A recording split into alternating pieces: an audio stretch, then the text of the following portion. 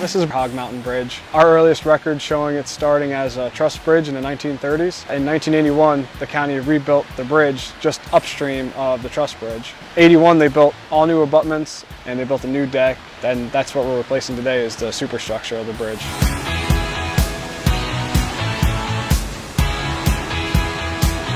It's a county bridge on a town road, so it's one of those bridges that was taken over as part of the 21st Century Bridge Program. With the passage of the 21st Century Bridge Program, which was done in the early 90s, the county assumed ownership and responsibility for maintenance, care, and replacements of any bridge structure, bridge being defined as 20-foot span or longer. That includes those bridges that are located on town and village roads throughout the county.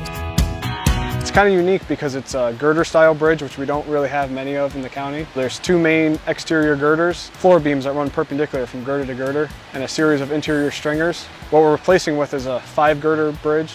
So it'll be 5 main girders instead of the 2, spanning from abutment to abutment. They'll be able to withstand any legal load, unlike this current bridge that is load posted at 20 tons. We do everything in-house, from design to fabrication and installation in the field. We have 3 bridge crews. One is a bridge maintenance crew that does cleaning and preventative maintenance. One that is a smaller structure installation and fabrication crew. And then we have the larger structure installation crew. In the wintertime, the steel is brought in, we cut it down to size, we install joints or bolt connection pieces. So we'll tear everything down from the bridge deck, all the steel members, all the way down to the abutments and build it back up with new steel and new deck, guide rail, and everything. Here we have the beams that have already been galvanized. You can see all the fabrications that we've made where the diaphragms will be tying in together.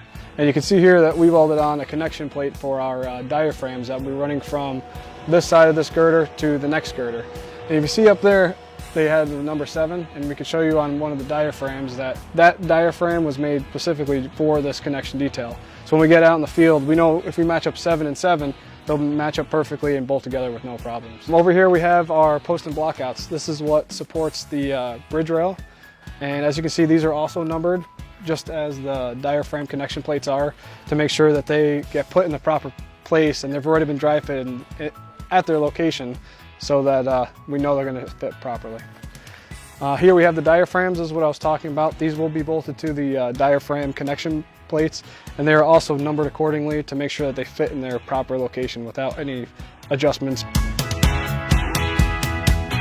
Our design calls for a timber deck, and these are a standard 6x8 timber. We prefer to use a timber bridge deck on a low volume county road just because of cost savings measures and how quick we can pre-assemble these bridge panels. So when we get on site, it's very quick. We just load these pre-made bridge panels onto our already placed steel girders and clip them onto the steel girders.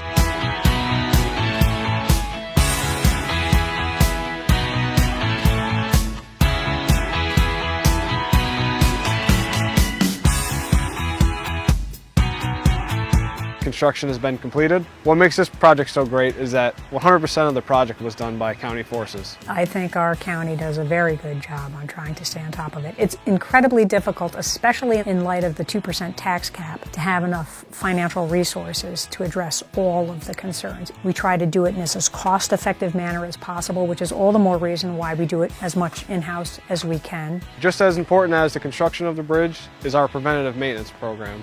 And that's where our bridge maintenance crew comes in. They're in charge of cleaning and maintaining all of our 293 bridges. Our road crew actually plays an important role in our preventative maintenance as well. When they're conducting their oil and stone operations in the area, whatever bridges they're close to, they'll also go to those bridges and oil and stone the bridge decks. Now the superstructure has been replaced, we don't expect any major issues for 60, 70, 80, hopefully 100 years.